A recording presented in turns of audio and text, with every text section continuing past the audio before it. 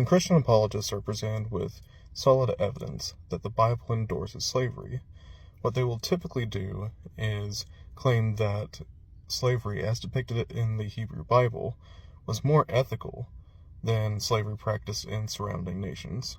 Fortunately for us, we have copies of some of the law codes that those other nations used. I'll let Dr. Joshua Bowen, a Syriologist, elaborate. Is there a broader ancient Near Eastern context that informs our understanding of slavery in the Old Testament?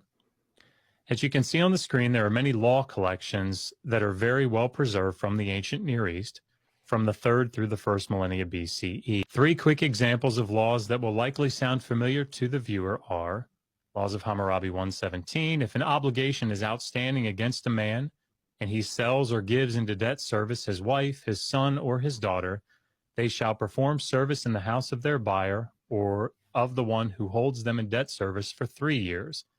Their release shall be secured in the 4th. Laws of Ornama 4. If a slave marries a slave girl of his choice, and this slave is set free, she will not leave the household. And Laws of Hammurabi 14. If a man should kidnap the young child of another man, he shall be killed.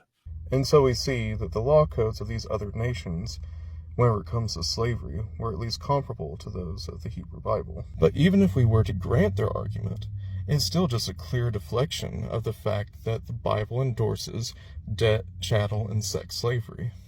It allows for masters to beat their slaves with no repercussions as long as they don't permanently maim or kill them. Leave it to those who claim to have objective morality to say that, relatively speaking, the Bible's version of slavery isn't as bad as other slavery, and so that must make it completely fine. In conclusion, the Bible's laws were not progressive relative to their time, and it still clearly endorses slavery.